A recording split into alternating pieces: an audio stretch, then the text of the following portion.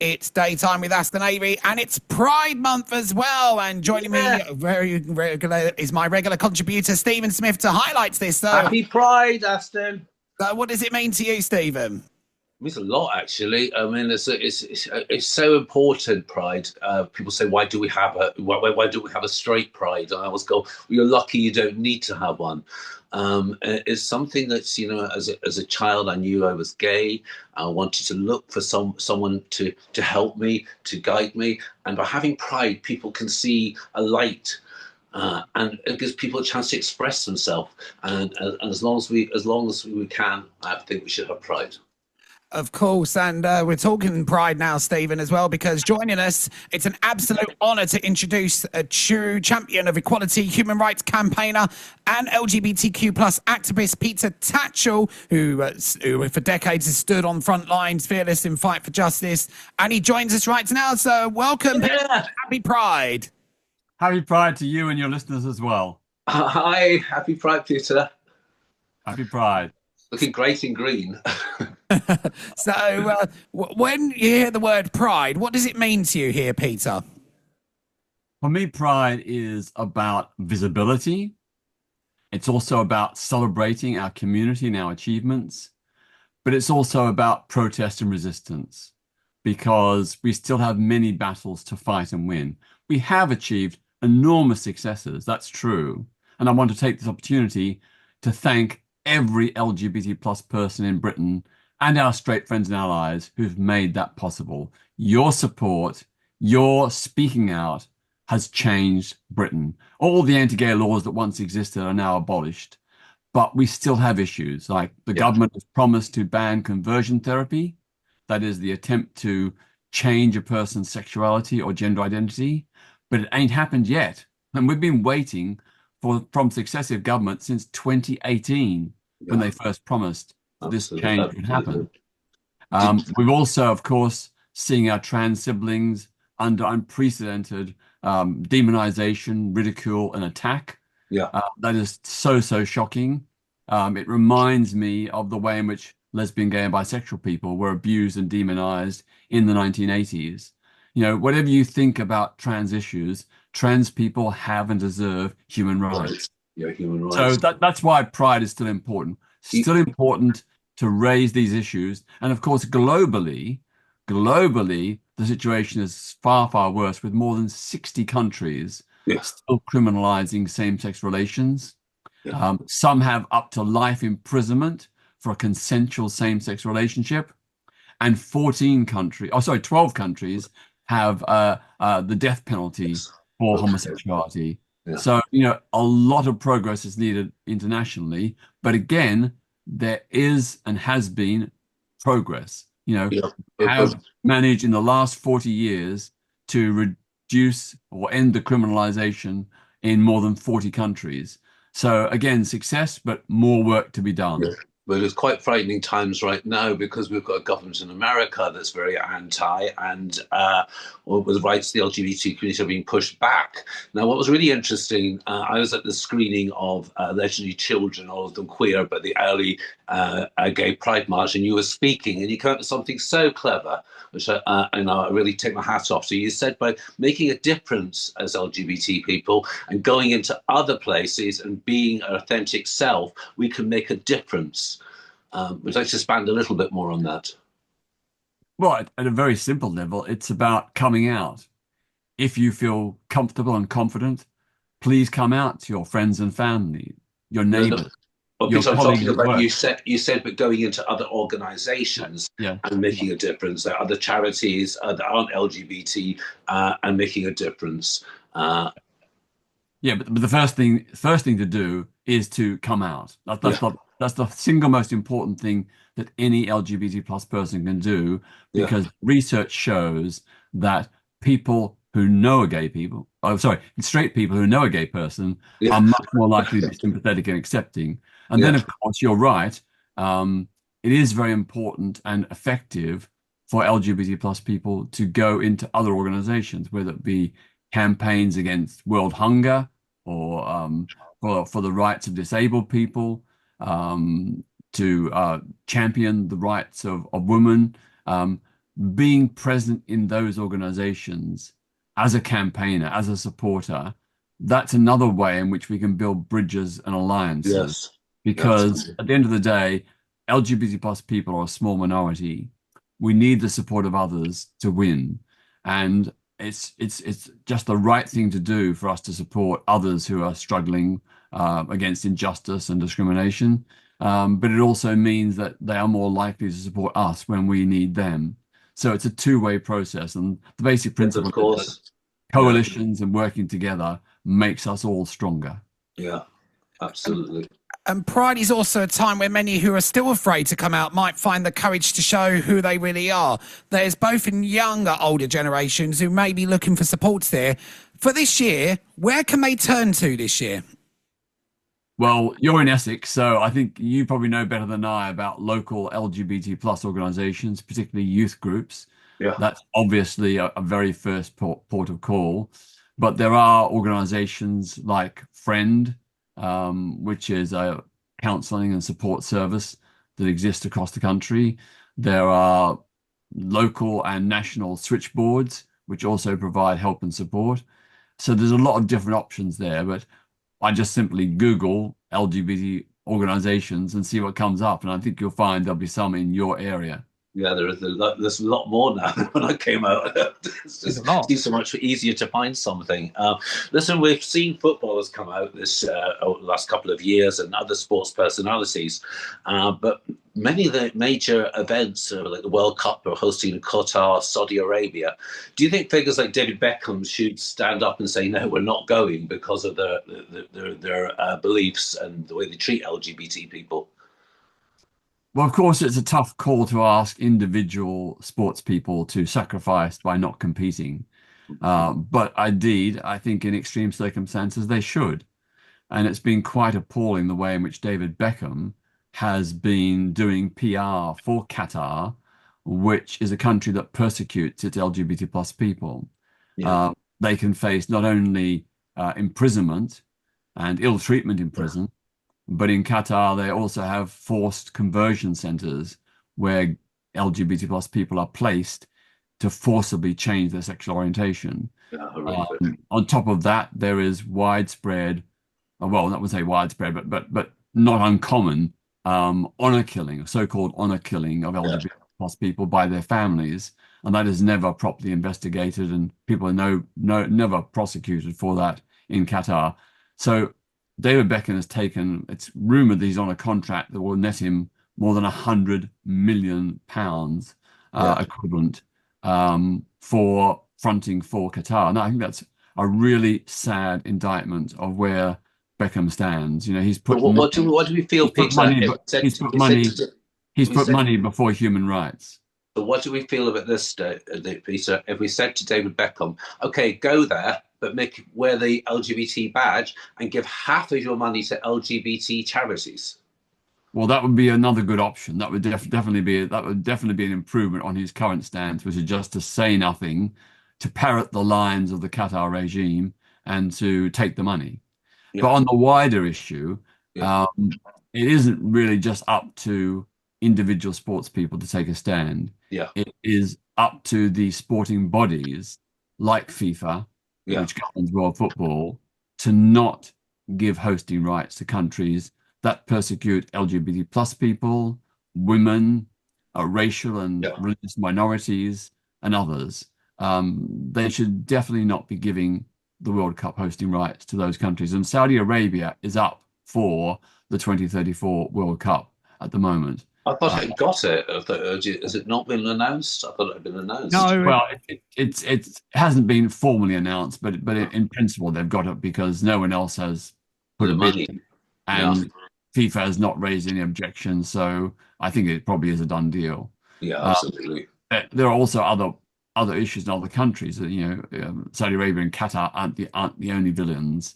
You know, China hosted the 2008 Olympics, despite its appalling human rights record, particularly the repression in Hong Kong and the repression of the Uyghur people in Xinjiang province. So we have to say that hosting a major sporting event comes with rights, but also with responsibilities. Yeah. And it's not a right to hold the World Cup or any other major sporting event. It's a privilege. And with that privilege should come an obligation to respect human rights. Quite right. When the 1975 Matt Healy can give a huge amount of money to LGBT charities, David could give money to the LGBT charities too on the back of what he's doing. Absolutely. And we're talking about equality here, Peter, as well. So Stephen and I, we're both involved in autism charity Anna Kennedy Online. I myself live with autism, of course, here. And one of the events that we both help run is Autism's Got Talent. And it's incredible how many performers on identifying themselves as LGBTQ plus as well. Anna visits workplaces and schools to talk about autism, helping everyone understand that a lot of us can be valuable members of society. We just sometimes need to be approached a little differently. But in education terms here, shouldn't we be teaching about LGBTQ plus issues alongside autism awareness in workplaces, but in schools as well? Oh, absolutely. And indeed, there is now a legal obligation on schools to address LGBT plus issues. The guidelines are not very lengthy or comprehensive.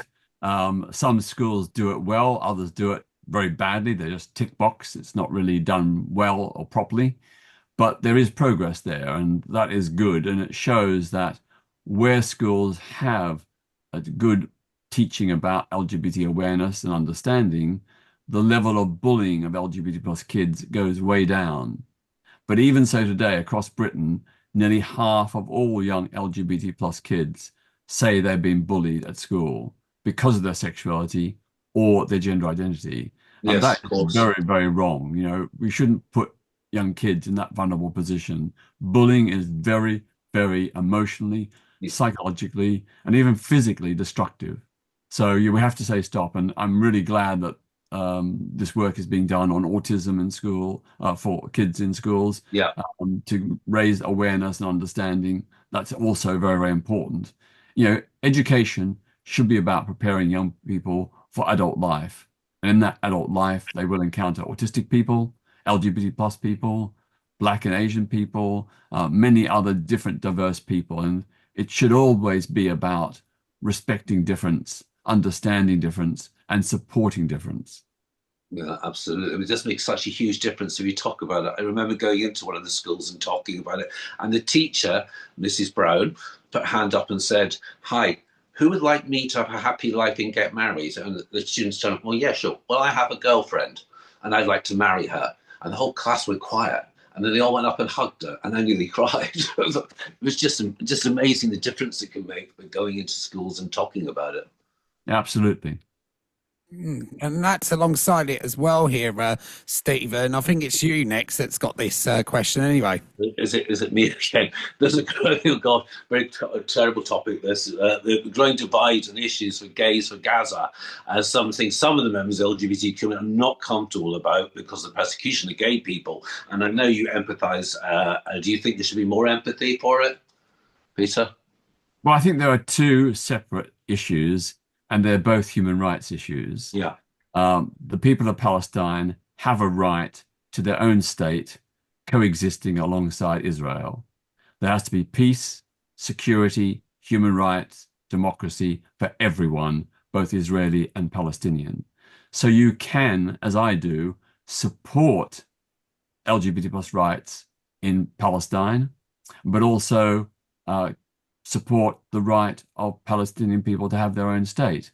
And yes, it's true, there is a lot of homophobia in parts of Palestine, but it's not universal. I have Palestinian friends who live in the West Bank or Gaza, and they are totally supportive of LGBT plus people. Yeah. They see the struggle of LGBTs as coexisting alongside the struggle for Palestinian rights. Now, there are others who take a very different hostile view, and I would say that probably the majority in Palestine are hostile to our rights. Yes. But that doesn't mean to say that we should reciprocate by opposing their rights to have a state. Two wrongs don't make a right. I think it's really important to challenge homophobia in the Palestinian territories, but also accept their right to have their homeland. And I would say sometimes it does work. About 20 or so years ago, there was quite widespread repression of LGBT plus people in the Palestinian territories. People were being arrested, imprisoned, often without trial, and sometimes even tortured. But I made overtures to the Palestinian Authority and persuaded them that this was a wrong attitude, this was a wrong approach, that LGBT plus people should be allowed to live their lives freely, that there should be a policy of live and let live. And indeed, thanks to also the support of the Palestine ambassador here in the UK, who also made representations, those arrests and imprisonments ended. So that shows that you can negotiate and you can have influence. And I think that the work that I've been doing, both supporting the rights of the Palestinian people to have their own state and the challenge to homophobia within the Palestinian territories, that does work. It doesn't work all the time, but it does work a lot of the time. I've supported all the Palestine solidarity marches in London over the last few months. I've robustly condemned the 7th of October massacre by Hamas. Yeah. I've called for the release of the hostages. I've supported those campaigns by Jewish groups. But I've also, on those marches, I've called out Hamas. So at some of the marches, I've said, I think the placard said something like, end Israel's occupation, end Hamas's sexist, homophobic dictatorship. So there, I'm taking a stand to support the Palestinian people, but also to oppose the tyranny of Hamas in particular. So you've given so much of yourself to help others, Peter, there. If someone wanted to do something nice for you, what would you love to receive, would you say? What would I love to receive? Well, I'm not doing human rights for self-reward or self-aggrandizement. I know. It's all about promoting and challenging and achieving. I know, but what would be nice for you, Peter? What if someone had to do something nice for you? What would you like? Yeah. Well, at the first level, I'd like people to sign up to my foundation. It's totally free. There's no charge. If you go to my foundation website, petertatchellfoundation.org, in the top right-hand corner, there's a button which says, I think, join us or subscribe. You just give us your email address, and every week we'll send you a weekly roundup of LGBT plus and other human rights issues. It's totally free. So do that, please. But for me, what I probably need is another assistant with my work, because I get nearly 2,000 messages and requests every day, which is overwhelming, and it leaves me in a state of constant exhaustion trying to reply to them all. But right now, I need a holiday. Oh, bless you. Do you ever get a holiday? I haven't had a proper... Andrew, Peter, you seem to be so busy. Just quickly offer, Andrew Pierce, GB News, don't teach children about gay. What do we think of that? Did you see it today? It's in the paper. Andrew Pierce, who's on GB News, saying, well, let's not teach children about LGBT at schools. It's bad for them. Well, that's a bit strange because he's a gay man. Yeah, precisely.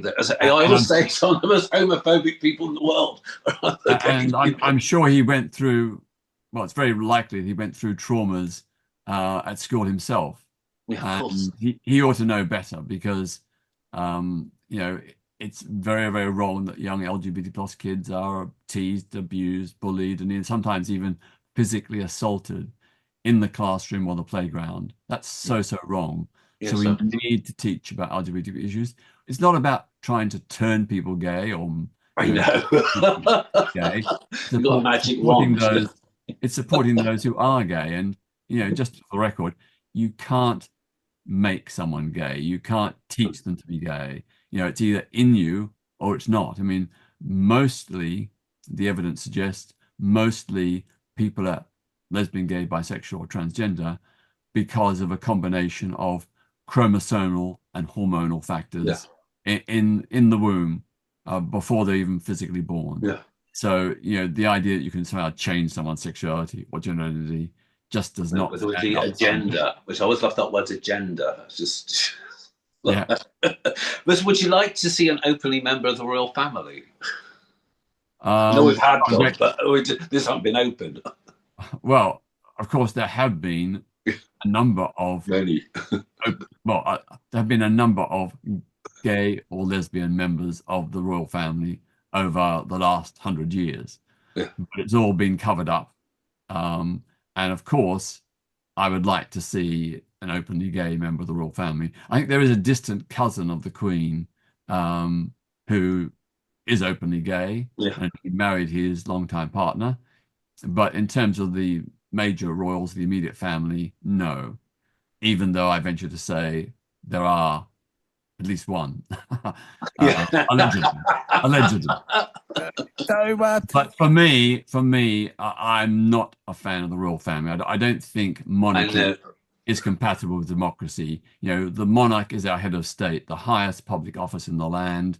That falls automatically to the firstborn in the Windsor family. You know, we get whoever comes next, whether they're good or bad. And of course, in the past, we've had some bad ones. You know, King Edward VIII was a Nazi sympathizer. That's shocking. And thank heavens he abdicated. Otherwise, we might have had a pro-Nazi leader during the Second World War. Why? So you won't be taking that knighthood then? No, I won't. No, I won't. So, Peter, before you go, how can our listeners get in touch with yourself and an organisation to support it?